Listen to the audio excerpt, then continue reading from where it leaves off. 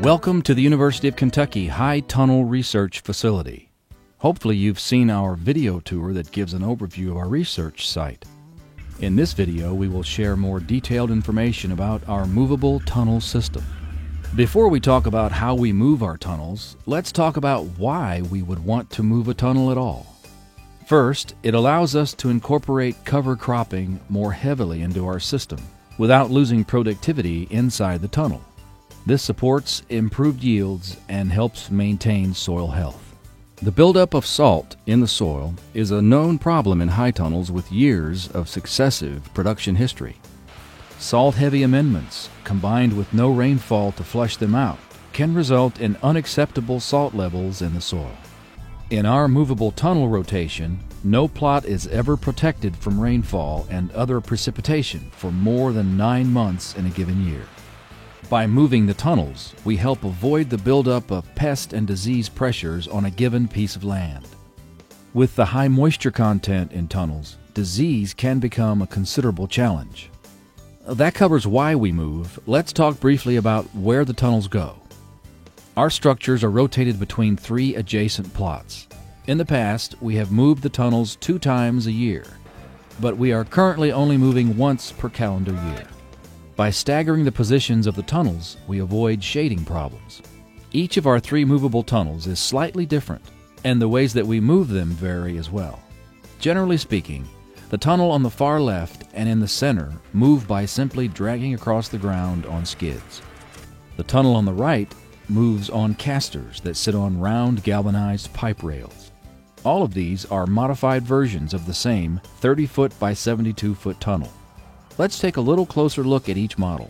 This is our least expensive model to construct. The skids are constructed of Trex decking composite board. When moving, these boards do tend to bow and flex along their length, requiring us to monitor and adjust during the moving process. The tips of the skids are custom-made aluminum pieces with an eye bolt in place to allow hookup to a winch or tractor. The only difference between the first model and the second model is that the skids are reinforced with aluminum angle. Obviously, this increases the cost, but does add some rigidity to the skids. We still have to adjust the alignment periodically during and immediately after the move. Have a little continental drift over here. But the stress on the skid itself appears far less.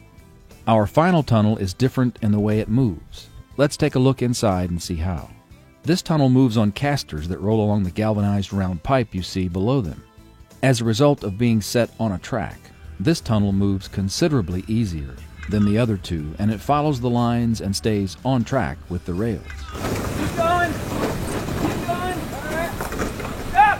It requires only minimal adjustment during movement. Several steps are necessary before any of the tunnels change places. We loosen all the anchoring cables and remove the anchors from the ground. These anchors move with the tunnel each time it changes locations.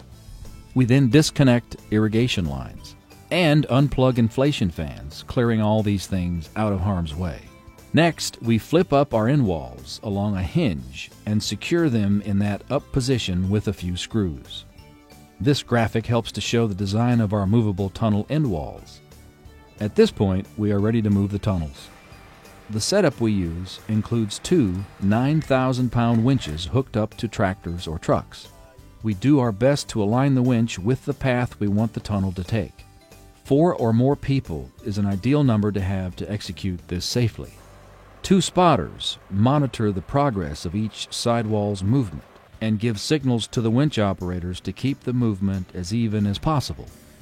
As you can see, there can be considerable splay and warping that happens as we move the tunnels.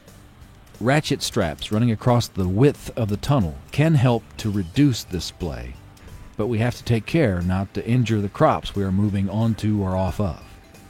Using a pry bar, we can manually adjust the alignment.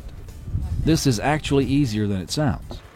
Tunnel 2 moves in much the same way as Tunnel 1. While you could use a tractor and truck to move our 3rd tunnel, we wanted to demonstrate how much easier this system is to move than the first 2. With 6 strong people, we were able to move this unit the full 80 feet it needed to travel.